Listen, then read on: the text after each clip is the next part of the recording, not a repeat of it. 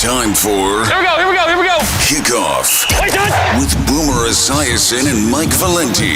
Presented nationally by Casamigos Tequila. Casamigos, brought to you by those who drink it. And Lowe's. Lowe's knows home improvement. Week 15, National Football League kickoff with Boomer and Valenti back with you. So much to discuss, including this electric turquoise corduroy. What? Yeah, it's a corduroy shirt, man. My goodness. It's kind of like green, so it's a little bit Christmassy, and I got a Christmas tree behind me, so I figured I'd bring out the best in you today with your little cold that you have there, and you're bringing it here to New York with you. How about this? I'm wearing black. Yes. In honor of Brandon Staley. Oh, boy. Hold on. I take pride in the fact. I think we're right more than we're wrong. I think we do a good job with this program. We talked about this guy last year. But last night, Boomer, of all the games you've watched, that is one of the most embarrassing laydowns I've ever seen.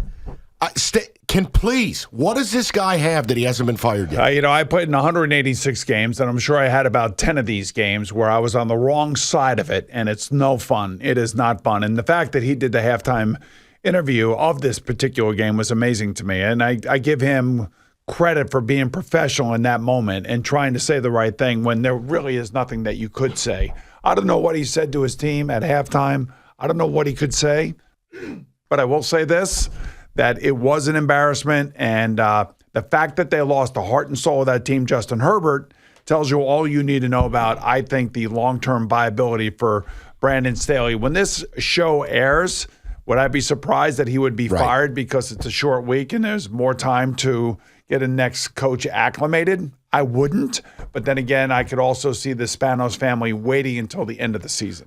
Please. And again, guys, that is one of the most attractive jobs in the league. It should be. Yeah. More on that later. All right. We're going to have a little role play later. Let's get to the rundown, shall we? The NFL Rundown.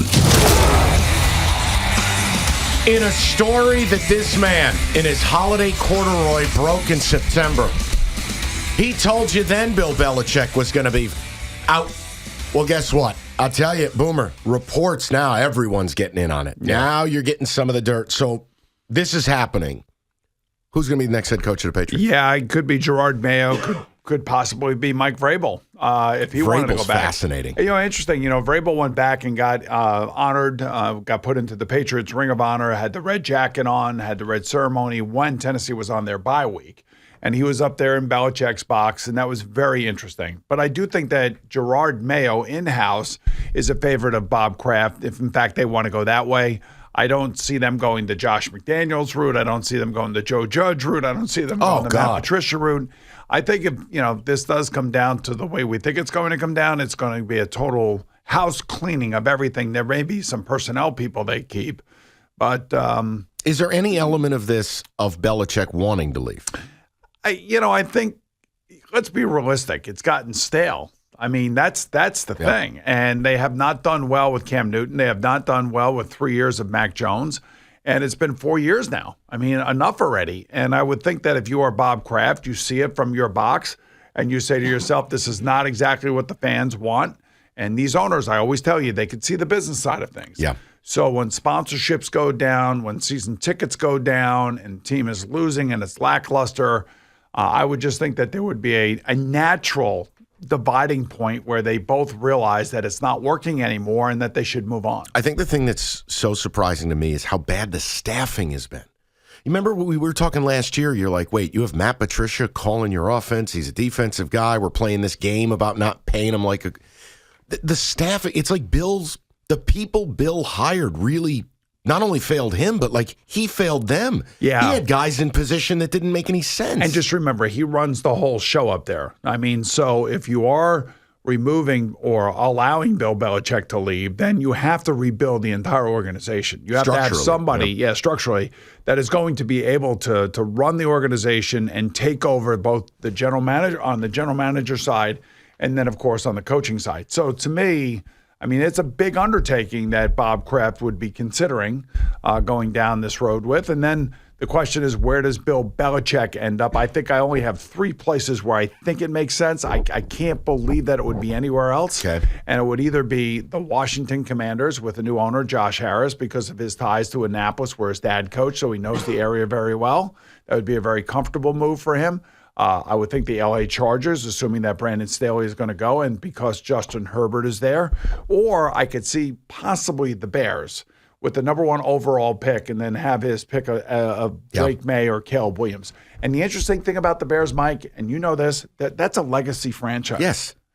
And they're not run like one, but they are one. Right. So, and Bill Cowher once told me that if he were going to ever go back into coaching, the Bears would have been the perfect place because it's an NFC team and it's a legacy team. And it's not like an AFC team like the Patriots where he'd have to go back and play the Steelers every other week.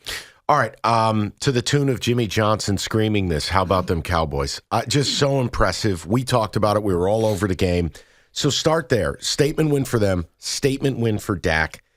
Are you prepared to say Dallas is better than Philly? Dallas, the power rank in the NFC would go San Francisco, Dallas, Philly, or is that premature in your mind? Well, right now it goes San Francisco, Dallas, Philly without question. Okay. And Dallas extracted the revenge that I expected fully. Philadelphia has given up over 90 points on defense in their last 3 games against the Bills, the 49ers, and the Cowboys. By the way, that's quite the little schedule right there. It is. That it wasn't easy for the Eagles, especially the way the schedules were set up where Dallas and San Francisco each had 10 days before they played Philadelphia, and Philadelphia had to go on the road to go see Dallas. Not easy. And I'm not killing them for it. And they paid the price. They went 1-2 in those 3 games. And I think that Philadelphia's defense is very suspect. And I think the turnovers that are happening from Jalen Hurts is also a major problem. And I'm sure that they're trying to get him to stay in the pocket, read the defenses, and throw the ball. I think that's where the wide receivers really get frustrated. It's one thing to play secondary off-platform football, but when wide receivers are running their routes and they're running open and the quarterback is not throwing to them on time, then that's when they really become, I think, frustrated and annoyed with what's happening. So what do you attribute to the change? I think for some reason, Jalen is just not comfortable this year. You remember, this is a team that lost both of their coordinators from last year. And we talked about that impact that was going to have. And Shane Steichen obviously knew Jalen Hurts exceptionally well, brought the best out in Jalen, and was able to talk to him. When I lost my offense coordinator in Cincinnati, part of my game went with him when he went to become the head coach of the Jets, and that was Bruce Consolid. So I know that relationship is real, especially when you're successful with that OC. So that's a big thing that's going on in Philadelphia. They also lost their defensive coordinator, Jonathan Gannon, who's the head coach out there in Arizona. And look at what happens to their defense. Well, and again, it's another game. You brought this up. Look at time of possession. They can't get off the field. It's not that they're just giving up points. I think the possession was 38 minutes this past week. You're never going to win games. Listen, this is Dallas was laying in wait for them. I wasn't surprised about it at all. The other thing, too, that you have to remember now, Dallas has a much tougher finishing schedule than Philadelphia does. Philadelphia goes to Seattle this week, and then they have the Giants twice and Arizona in between that. So you would like to think, I believe, that Philadelphia has got enough left in the tank to get the number 2 seed and win the NFC East because Dallas is going to be tripped up here somewhere along the line. All right, let's go to Kansas City. Full credit to the Bills' defense, but my God, this Chiefs' offense is a mess. 33 drops on the year. Now you got Travis Kelce going on a podcast, and he's free to do whatever he wants to do. But don't blame the media because you guys can't catch a pass. And then Mahomes, look, you love him. I love him. He's best quarterback in the league. That meltdown was unhinged. Well, both he and Andy Reid had a meltdown after the game.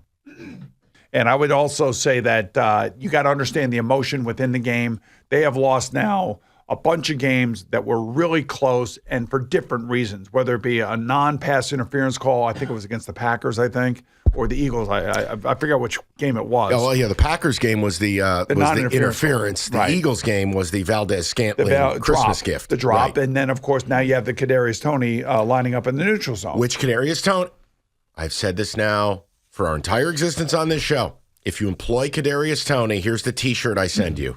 Play stupid games, win stupid prizes. This is who he is.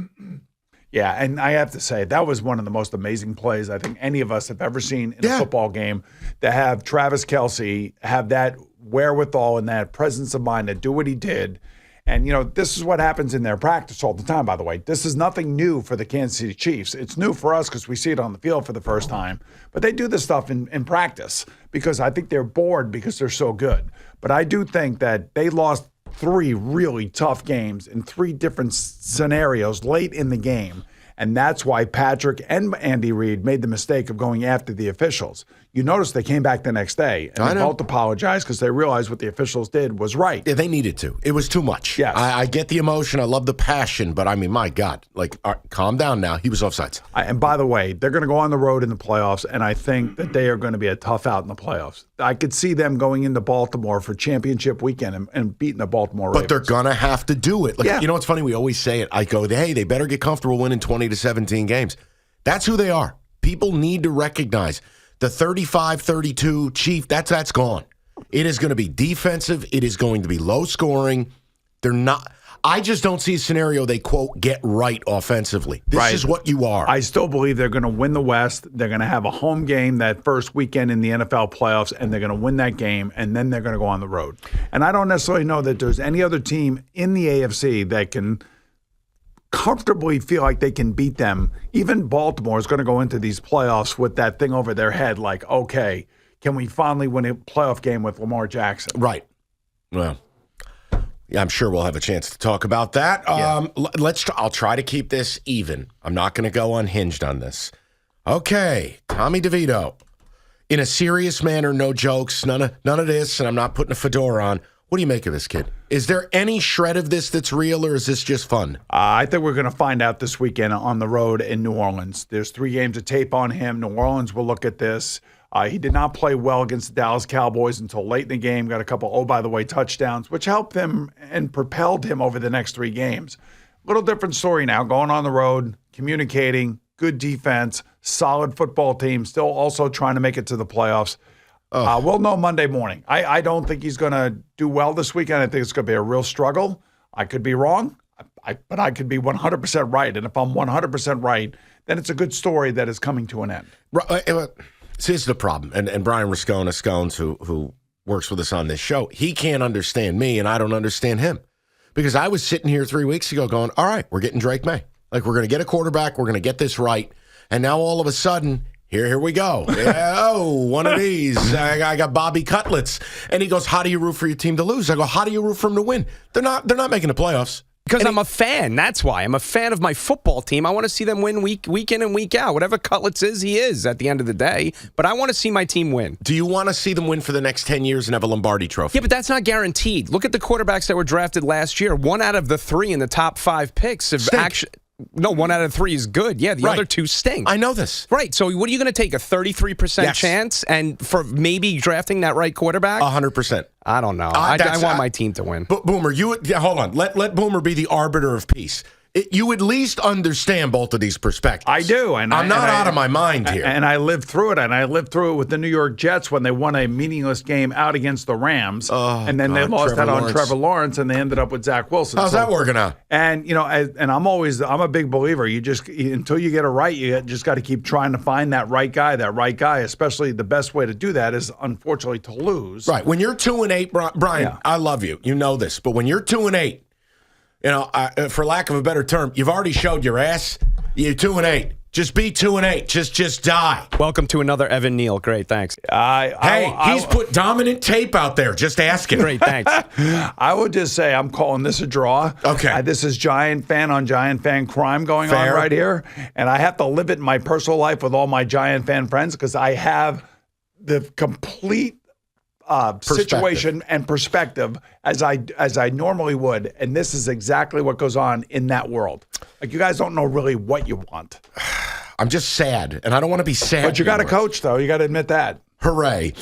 Zach Wilson, what the heck was that? Where did that come from? You know what? There was no pushback from the Houston Texans at all on offense. They lost C.J. Stroud. They lost what's his name? Their other wide receiver, Tank Dell? No, Tank Dell. Nico Collins. I'm sorry. Nico Collins. They lost him early in the game, too. So there really was no offensive pushback. The first half of this game was terrible. And then all of a sudden, finally, Zach got into a little bit of a rhythm for the first time this year. He played loose. And he did. And he threw accurate, and he was fine. He still has the penchant to roll to the right and throw it back to the left. Yeah, he thinks roll he's in to the the Mountain left, West throw again. it back to the right. And there's still that high school and that college boy in him that thinks he can get away with that. To me, the Houston Texans were done in the second half. So there really was no pushback. Let's see how they do this week against a wounded Miami Dolphin team who will put up some numbers, and he's going to have to react to those numbers. They get down 14-0. He can't go out there and go 3 and out. No, it's different. I'm just interested. It was fascinating he played. It was even more fascinating he played well. Right. And look, it just gives you something to watch if you're a Jet fan. My prediction, he ends up with Kevin O'Connell and the Minnesota Vikings next year. How's that? Who am I to argue? You Okay. had the Belichick thing in September. I'm not going to say a word. All right, well, that's good. I'm glad. We're all set. Now, listen, Okay. we're going to get to the picks. Yes. We got some fun role play later, owner, coach, some fun. We'll get to all of it and more. Let me tell you about Casamigos, the smoothest tequila on the planet. Enjoy the entire family of Casamigos tequila, the Reposado, Añejo, the Blanco, Cristalino, or the Mezcal. Casamigos tequila, brought to you by those who drink it. It's Casamigos tequila. They remind you, as always, to please celebrate responsibly. This guy to my right, he's not only hot with the holiday corduroy. 8-4 last week. Nice week for Booms. Well, I appreciate that. Thank 6 and 5 for me is just getting by, but whatever. Let's get to the picks. Picks of the week. All right, game number 1. This is about the market overvaluing something. Bengals laying 3.5, hosting the Vikings. Nick Mullins, your latest quarterback for the spin-a-wheel Vikings. And Jake Browning for the Bengals, who have put up 34 points in back-to-back weeks. And the one thing I worry about here is the Vikings and their defense and how good Brian Flores has been this year. He's coaching himself back into a job. I think so, too, and I think he should get an interview without question. And I do think that the Bengals have played so much better around Jake Browning the last 2 weeks than they did against Pittsburgh. And Jake Browning actually said it's because they simplified things for me on the offense. They simplified pass protections. You know, I actually do like the Bengals here. I'm gonna lay the 3.5 points just because the Vikings really haven't done anything offensively since maybe about 4 or 5 weeks ago. And they're going back to Nick Mullins. I know they get Justin Jefferson back here. I think the game's going to be a higher scoring game than we both think. But I'm going to lay the 3.5, and I'm going to take the home favorite Bengals. I think, look, Browning's been great. By the way, all class by Burrow. Letting his family use the suite. That's just cool. All right, even I have a heart. But look, this is where they've played so well with Browning. There's a come down due. And Dobbs was so bad. First guy's not open. I'm running for my life. No. Mullins, at least in limited duty, stood in and made some throws. 15-yard out, I got it. A dig route at 8, I can do that. I'm gonna take the points. I'm gonna take the Vikings here. I just think the market's a little inflated. I mean, Browning's been good, but come on. I give Lou Anarumo, the Bengal defense, a lot of credit for keeping these games close, except for a couple of weeks ago. But I think that he should be able to kind of stifle that Viking offense. Colts laying 1.5, hosting the Steelers. I'm taking the Colts here. I don't like the Steelers. I don't like what's going on there. I know there's all these rumblings about Mike Tomlin's job in Pittsburgh, of all things. They can't move the ball offensively. It's just like every game, it's like pulling teeth. The one thing the Colts do is they do play defense well, even though they got hammered by the Bengals. I'm going to take the Colts here. I think a low-scoring game, but I think the home team with the 1.5 point favorite, I'll take them.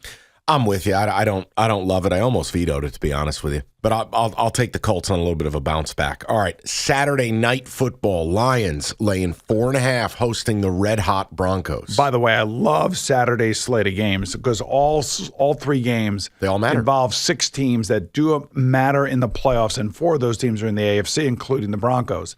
Hey, after week 6, the Broncos had a 0.1% of making the playoffs. Right now, they have a 40.9% chance of making the playoffs. I'm taking the Broncos here. I'm taking the points. I like the defense of the Broncos. I think that Russell Wilson is, he's up and down. But I just don't like the way Jared Goff is playing, and I don't like the way the Lions defense is playing. I told you last week, losing to Lee McNeil is a killer for them. They got good news this week. C.J. Gardner-Johnson will be at practice next week. But look, they're not playing good football. This has been a month of bad football, and they're a miracle comeback against the Bears away from really being in free fall. I hope they win because I don't feel like having a miserable Christmas week with my listeners, But I'm definitely taking the 4.5 points. And the Broncos create havoc. They get to the quarterback. They force turnovers. And the Lions right now, it's like Goodwill. They're handing out free sweaters. Browns lay 3.5, hosting the Bears. Yeah, I like the Browns here, and I like what Joe Flacco's done the last couple of weeks. He's kind of settled down that offense, giving them a chance throwing the ball down the field. And who doesn't love the Browns defense, especially against Justin Fields in this offense? Even though Justin Fields has ramped up his game and he's doing everything he possibly can to prove to the Bears that he wants to be their quarterback of the future, and I can respect that. However, I think the Bears are still going to select a quarterback in the first round. What do you give up to get Fields? I know it's not a pick. I want to know. What would you give up as a team who needs a quarterback? Third-round pick? Yeah, probably somewhere in that nature. You're not going to give anything higher than that. Okay. I mean, listen, Trey Lance went for a fourth-round pick to the Dallas Cowboys. I think Justin Fields is better than Trey Lance, so I would think at minimum a third-round pick to get him out of the building and start over again. Okay. You taking the Browns? I'm taking the Browns. I think this is an extremely low-scoring game. It's one of the secrets in the league. Bears acquire Montez Sweat, get top 5 defense. You don't run it on them. So if this is all on Flacco, look, I think it's a great story. Low-scoring game, I got to side with the dog. I'm getting 3.5. I'm going to take the Bears. Why is this game being played? Atlanta laying 3 at the Panthers. This looks so stinky. Did you see the price for some tickets on the secondary market for this game? I believe $8 is what I saw. I had a buddy of mine show me one for 45 cents. The handling fee was cost more than the actual ticket. I'm just going to take the Falcons and move on. You ready for this? Yeah. Panthers. Okay. This looks so. This line 3. Yep. 3. Yep. Panthers. Okay. Dolphins laying the 9.5, hosting the Jets. Let's talk about it. Okay, so where are their Dolphins right now? That Jalen Phillips loss, to the Jets was huge for them, and they have not been able to replace the pass rusher that he was. And their defense is all beat up. Their secondary is beat up. Secondary made a lot of mistakes last week. It was shocking. It was shocking. I think they're going to win the game, but I think the Jets will keep it close. I think the Jets defense is playing with a ton of pride. I'm not buying into the whole Zach Wilson's going to put up 30 points, but I do think the Jets defense wants to extract revenge from the Black Friday game. Yeah. And again, this is the type I love Tua. I'm not anti-Tua, but this is the type of matchup that usually gives him issues. A defense that is physical, that is going to get some hits on him, rattle his cage, disguise things. I like the Jets with the points. I'm with you. I don't imagine Wilson's going to be great, but winning games by double digits in December is no easy task. I'll take the Jets. Titans favored over the Texans. Titans laying 2.5. Yeah, what are the Texans doing with quarterback C.J. Stroud? That's the question for me. What's Nico Collins doing? Their offense was completely obliterated last week. They lost like 5 games and 5 players within the game against the Jets. I don't know really where the whole team is. You want to do a provisional selection? Which you're famous for? Contingency? Right. No, I think I'm going to take the Titans here. I really do. I mean, the Titans got a lift by that amazing comeback at the end of the fourth quarter last week against the Dolphins. I'll take the Titans, and I'll lay the 2.5. Yeah, this makes me sad. I want the Texans in. I love the story, but I'm with you. The fact that they're favored by 2.5, it tells me a lot. I'll take the Titans. All right, here we go. The Riscona Bowl. Saints laying 6 to Brian's new favorite player, Tommy DeVito. I know that you're going to probably veto this game. I can't veto it because I had to pick it on WFAN this week, and I want to stay consistent. I'm going to take the Saints. I'm going to lay the 6 points. I think this is where Tommy DeVito has a hard time. It's just, people don't understand the communication aspect of the game, kind of getting to know how to travel on the road and make plays and continue to do what he has been doing over this 3-game winning streak. The one thing I will say is that Wink Martindale's defense has played great. They got turnovers. And it's amazing, too, because all year you're hearing how there's friction and Dayball and Wink, and it's like this defense after the first 4 or 5 weeks has kind of actually been good. Yeah, listen, the friction's good, man. I mean, people don't understand. You're losing in an NFL season like the way the Giants were losing. There's going to be friction everywhere. Yeah. I mean, there's friction from the fans. Look at you guys. You guys have friction between you and Riscona fighting over, should they win? Should they lose? It was a verbal disagreement. Yeah, but that's a lot of friction. So it's like the Wink Martindale and the Brian Daboll thing fighting over the last slice of pizza. I like the friction. Oh, dear. I'm taking the Saints, by the way. Oh, by the way, Kayvon Thibodeau has really started to put it together a little bit. Okay, good. He's less talking and more playing. Yeah, well, Yes, but he's been good, man. The whole defense, Deontay Banks has been good. I was very scared about him early. I'm much calmer. They have pieces on defense, this offense. And it's the youngest defense in the league, by the way. All right, hope you had fun with your story, Brian. I'm vetoing it, but I'd be all in with the Saints. Okay. All in. Packers laying 3.5 hosting the Bucks. Yeah, I do like the Packers here. Bucks outside, cold weather, not big fans. I think the Jordan Love deal, they're going to have to bounce back from last week's just really disappointing loss at the hand of your New York Giants. So I think the Packers here, I'll lay the points and I'll take the home team. Yeah, this is a shout-out your host in the mornings here, Greg Giannotti. This is a bounce-back spot. Packers lay the 3.5. It's back against the wall. Got to have it. Chiefs laying 8.5. This is the game I had the most trouble with, fellas.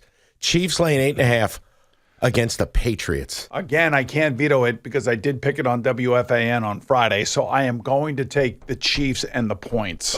The Chiefs, I mean, not the Chiefs. You're the taking Patriots the and points. The Patriots and the points. And the reason I'm doing that is because of the Patriots' defense. The Patriots' defense has played well. They have really played well. And I know that the Chiefs are dealing with injuries on their own defense. And I do think that somehow, some way, this game is going to be like a 20-13 game, 20-14 game, something like that. So I'll take the Patriots and the points. I wanted to pick this badly. I did. You always tell me go against the Chiefs when they're laying like a big number. If I was just about to support you before that hurtful comment, I would take the Patriots, but Boomer, they are the noise about Belichick. They are so morbid offensively. Win one for the Gipper. That's what I say. Wow. Welcome back to 1940. I'm vetoing it, but it would be the Patriots. All right. The Niners. Give me the Niners. Forget it. I don't want to even talk about this game. You have to. They are awesome. Brock Purdy is awesome. He's not a system quarterback. He's an actual NFL quarterback that's doing what he's supposed to be doing, playing the position the right way, doing everything that you ask your quarterback to do. Accuracy, smarts, reading the defense, throwing the ball down the field, not just behind the line of scrimmage. And when he throws it down the field, he's going to set a record for yards per attempt. That's your MVP right there, bro. And guess what? I just duped him into talking about the game. My point is you're laying 2 touchdowns in December, but that's how good this team is. And we've done a nice job that, look, we've hit on them when they've been a big favorite. Yes. And they don't let up, guys. They just put it on you. So, Kyle Shanahan's a great coach. It's a rare big favorite you'll see me pick this late in the year. I'm going to take the Niners. Rams laying 6.5. Commanders. Yeah, I don't like the Commanders at all. The Rams and Matthew Stafford. Like what a game last week, man. I know. I wanted them to win it so bad. And, they've come out of nowhere. I think the Rams are going to make it to the playoffs. I think they're going to be a wild card team. I wouldn't want to face them. I wouldn't want to face them either, especially with those 3 wide receivers. And Kyron Williams is real. Like, this offensive line is not good, but when Kyron Williams plays, he finds these creases. First guy never tackles him. Boomer, they're tough, man. I'm taking the Rams. I'm taking the Rams, and like I said, I think they're going to make it to the playoffs. Ram game for Boomer. Yeah, yes. I know. We didn't get him to have a nervous breakdown. Right. I'm going to take the Rams, too. I hate the big number, but I feel like the Commanders, it's a little bit of free fall now. Like, now it's just, all right, they've given it all they have, and goodbye.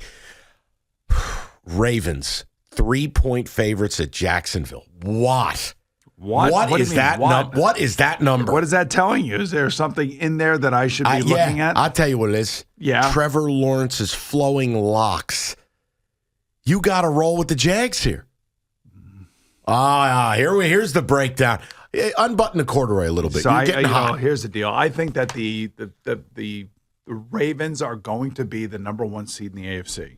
And in order for them to do that, they have to win a game like this on the road. They got a great coach to do it.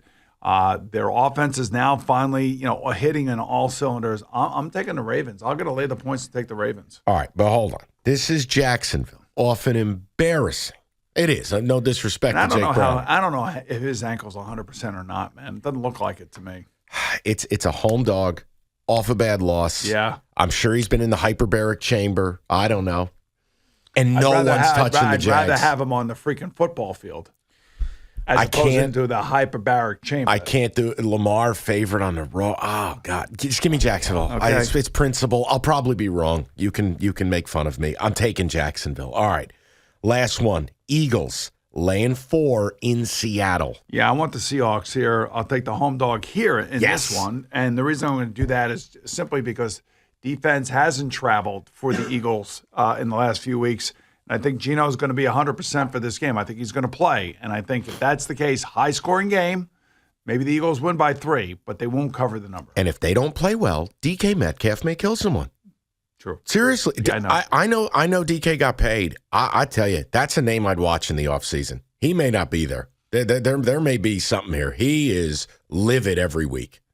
I kind of like it. No, hey, you ain't going to tell him no. I was saying in the NFL studios last week, that is one guy that I am getting out of the way of. He comes in the He treated room, Fred Warner like a child. Yes. Goodbye. See ya. All right, Boomer, tell them all about Casamigos, please. All right, so what goes great with football? We all know it's Casamigos Tequila. Casamigos brought to you by those who drink it, me and Mike, of course. Make sure you have plenty on hand for the Week 15 games, whether it be Añejo, Blanco, Reposado, Cristalino, or Mezcal. It's Casamigos Tequila, the best tequila on the market, and it reminds our friends to celebrate responsibly. It's Kickoff with Boomer and Valenti. A lot to do in the final segment. We'll get to best of the best. We've got a little role play. You've got owners versus coaches, media versus coaches. We're going to have Brian Rascona tell us who we're playing. We'll do a little fun, little battle, keep it light. But let's get to the best of the best because this is an awesome game. Boomer guided us to the Bills last week. We're going to see where he's at this week. Best of the best right now. This week's best of the best. This is premium stuff right here. Bills.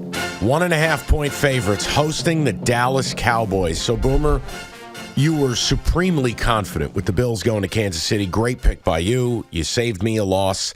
Where are we at as they return home? Because this is a spot where teams can crash. Huge win by the Bills, huge win by the Cowboys. Well, I also picked the Cowboys last week. I'd like to thank publicly Kadarius Toney for my win last week for the Bills because he was the one that made the mistake. I knew that the Cowboys were waiting for the Eagles. The Bills every game is a playoff game, as Josh Allen has said, from here on out. And the Cowboys tend to bring out the best in people when they come to town. Yeah, they're everybody's target. Everybody wants to beat them. Everybody wants to give them their best effort. That's why they lost to the Cardinals earlier in the season. I think this team has gotten a lot better over the last few weeks, but they are unbeatable at home. But on the road, they are vulnerable, especially in a cold weather, windy city. I don't like Dak in that kind of situation. The Bills, to me, have gotten back to running the ball a little bit more under Joe Brady. Josh Allen now all of a sudden looks like the Josh Allen that we saw weeks 2, 3, and 4 of this season.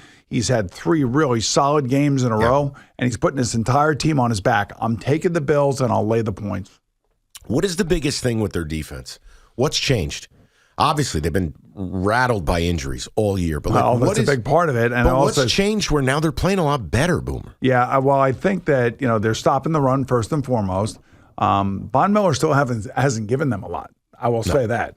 And the loss of Matt Milano, it's taken a while for them to overcome that. And I think they finally have settled that whole thing down. And they're not doing probably as much as they would have if he were still on the field. But I just think that the whole thing has changed dynamically for their support of their coach after he came through all of that controversy last week. And you could see how everybody really does appreciate him. Yeah, you could tell it mattered. And they want to win for him now. They really do. It's like the opposite of last year. Like when they went through all of that stuff last year, now it's a different thing. There's a chip on their shoulder. And they know that they have to save their season by winning these last 4 games if they want to have any chance to make it to the playoffs. So something interesting. Tell me if you buy or sell this. It was just something that jumped out at me. The Bills right now have the 7th best Super Bowl odds, but only the 11th best playoff odds. So, A, do you think they get in? B, do you buy that they are indeed that dangerous? I got the 3 Bs, the Browns, the Bengals, the Browns, the Broncos, and the Bills in the playoffs.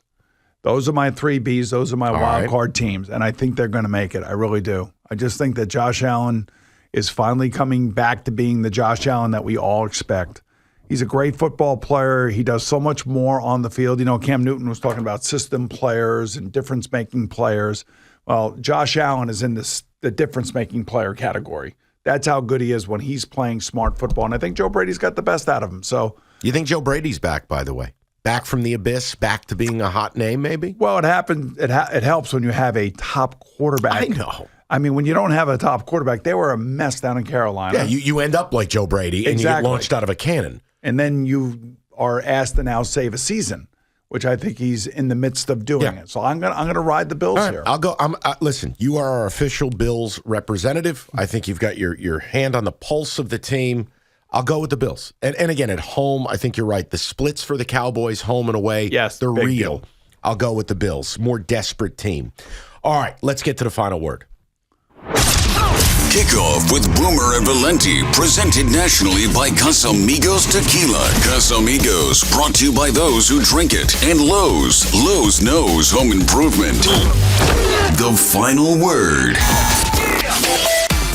All right, Scones, get in here. So here's what we're going to do. We have pre-selected 6 scenarios of conversations we think are going to take place in this league. All right. We don't know who we got to play. Brian, you're going to tell us as we go one by one through these. You have to pretend you are this person in this discussion. All right, let's take it out to L.A. first, of course. Mike, you are Dean Spanos, the owner of the Chargers. Great. Boomer, you are Brandon Staley, basically on your deathbed at this point. All right, now I start. You go. You're terrible. You're fired. I figured. I really thought you were going to tell me that. They asked me that after the game last night. I'm sorry that I didn't do what I thought I was Stop going to talking. do. Get out of my office. Okay, see I ya. have an important call to take. Please leave. Kindly leave. Thank you for all the opportunities. I'll see You're you. welcome. Okay. Get out. All right, that was the easiest All one. right, next, here we go. Up to New England. Robert Kraft versus Bill Belichick. Mike, you are Robert Kraft. Boomer, you are Bill Belichick. Oh, God, this is going to hurt my heart. Bill, I've loved you. We've done so much together. It is time for us to move on. Robert. I'm on to Kansas City. No, Bill, you don't understand. I'd like to relieve you of your duty. No, we have the Chiefs this week. I'm on to the Chiefs. Bill, please be a human being with me. I am begging of you. I have Patrick Mahomes. I have to worry about Andy Reid. I can't be worrying about this other stuff. Hold on, time out. Can I break roll for a minute? This cannot be how this man is in real life. Come on, Bill. I'm on to Kansas City. I'm focused on one thing and one thing only, and that's this game right here. I'm trying to do my job. Okay, here's the deal. I'm just letting you know you can do your job until the end of the season, and then I'm on to L.A. I'm on to Justin Herbert, Yes. and you can enjoy Mac Jones. All right, or I may be on to Chicago, too. Okay. All right, good. here we go. Yes. Let's take it to Washington now. Josh Harris, new owner of the Commanders, versus the offensive coordinator, Eric Bieniemy. Boomer, you're Josh Harris. Mike, you are Eric Bieniemy. Eric, are you trying to get the quarterback killed? Now, hold on. First of all, Mr. Harris, respectfully, appreciate you joining us because we had a complete dirtbag who owned this team prior to you. I really believe I deserve this job. Yeah, I don't need you to be sucking up to me right now. All right, well, I'm then just let me saying, what just... I need to know is you're getting my quarterback killed. He's getting sacked. He's throwing interceptions, and it's your offense he is running, and you obviously know that he is not Patrick Mahomes. I know this, but it's a part of a learning process. Sam is young. He's holding on to the ball a little bit. We have great receivers. Our offensive line needs to improve. But what I'm instilling here is an explosive offense that I have proven over time works. Why has LaShawn Shady McCoy called you out as the players not liking you in the meeting rooms out there in Kansas City? What was that all about? And is it true that Patrick Mahomes feels better without you there? Josh, what I will say to you is this. Oftentimes in life, hurt people hurt people. I can't speak for others. I think LaShawn's projecting. I don't care to comment on the past. I have great respect for him and his work. He's projecting. I don't know what to tell you. All right, well, come back in a week and we'll talk again. Oh, come on. I mean, I can't. I'm trying Give to me get a chance, man. Listen, you don't understand. I'm trying to get a new stadium. I'm trying to get the city of Washington, D.C. to come to the forefront with all the money that I need to build a new stadium. And you know to what keep sells it within tickets? the Offense. Washington, D.C. area. I will produce an offense that will put butts in the seats. I will talk again. All right, let's take it out to Chicago now. Matt Eberflus versus the decision maker Kevin Warren. Mike, you are Kevin Warren. Boomer, Matt Eberflus. Matt, listen, here's the deal. I need an offensive head coach here. You've ruined Justin Fields. We have the number 1 pick in the draft. I can't entrust you with Caleb Williams. I cannot keep you here. You know, Kevin, you have to understand something, that when you're the Bears head coach, Bears start with defense. It's all about the monsters of the Midway. It's about the black and blue division. And it starts with guys like Mike Singletary and Dick Butkus and the Bears of 1985. And I'm trying to recreate that. That's why we traded for Montez Sweat. That's why our defense has gotten so much better. And by the way, I don't know if you've noticed this, Justin Fields is playing like a man possessed right now, and he is trying to keep the job. So, I don't know why you would now all of a sudden want to blow up all of this when I'm trying to create a stability in a culture here that I think we're on the right path with. I can meet you in the middle on this, but you need to restructure your offensive staff. Because if we take Caleb Williams, I can't trust you with it. If we keep Justin, and I trade this number 1 pick, you're going to have a bevy of pieces. What is your plan to develop an offensive system around this quarterback? Look, Kevin, you left the Big Ten in a mess, and you're trying to get the Bears a new stadium outside of the city limits. That should really be your focus. My focus is on football here, and we have 4 weeks left. Let's see how Justin Fields plays these last 4 games, and then we can all sit down and make a decision, hopefully without emotion Excuse me, involved. I've got a call coming in. Bill? Okay, Matt, you're fired. Bill Belichick is the next head coach of the Chicago Bears. Well, I don't know. I can't say anything about that. All right, we'll keep it right here in New York. Let's go with the Jets. It's Rob Saleh. We'll skip over Joe Douglas and go to Woody Johnson. Boomer, you're Woody Johnson. Mike, you are Rob Saleh. All right. First and foremost, Coach, you need to refer to me as ambassador. Oh, come on. You do. Sir. All right. Yes, sir. Okay. Now listen to me. I don't know what the hell you were doing this year with the quarterback situation. This is 2 years in a row now where you've been flip-flopping and bringing guys in I've never heard of. The fans are sick of this. They can't stand Zach Wilson. You keep running him out there. I don't know what you're doing, and I really don't think you have a plan for this offense, especially without your star quarterback. And quite frankly, I'm watching other teams around the league lose their star quarterbacks, but yet they're still able to win with their defense and their backup quarterback. Why can't you do that on a consistent basis? Can't believe I'm saying this. Ambassador Johnson, here's the deal. You knew what happened 4 plays into the season. At that point, we were irreparably damaged. We brought in Aaron to elevate us. The offensive line's been in tatters. I lose the starting quarterback. I'm doing the best I can with what I got. And the fact that we're even here, the defense has played out of its mind. I'm doing everything in my power. The minute we get Aaron back, we're a playoff team. We're going to win the East. We're going to be just fine next year. Go to London for the offseason. You know, Robert, you're amazing because you were the one that was promoting Derek Carr in the building. You wanted Derek Carr here. I don't know what you're talking about. See, now I have no recollection, Senator. Now it's this guy's problem, it's that guy's problem. What ownership do you take of all of this? None. I'm a defensive mastermind. Just ask me. Okay. By the way, do you talk to anybody on the sideline during the game or no? I just smile and sweat. That's it. That's it. I look at the bright lights in the sky. You better win 3 out of your last 4 or you're going to be out of here. I actually agree with you, by the way. I know we've talked about this is not role playing. Okay. Salah, I feel like there's more pressure on him than people realize. I think a lot of people thought it was safe he was coming back. He has to win games. I think he's got to win, and I think if they win this week, it's a much better win than it was last week. Let me ask you a question. Real quick, 30 seconds. Yes. How do those conversations actually go? You know, it could get ugly. The owner could call in the general manager and have the general manager be the go-between. Yeah. But I think any owner worth their weight in billions of dollars that they have, I would like to think that they would go face-to-face with the coach and talk to him directly. You'd like to think you have enough respect. There's also an agent involved as well. Oh, that's and that's the other thing. The payouts that some of these guys get. Sure. It's a wild game. We all wish we could be Jimbo Fisher. What a world. 75 million reasons not to work. All right, we said it all. We've done it all. We are rolling on, and soon enough, it's going to be the playoffs. I can't wait. Kickoff with Boomer and Valenti. Thank you guys for listening. We will be back next week for Week 16. It's Kickoff with Boomer and Valenti.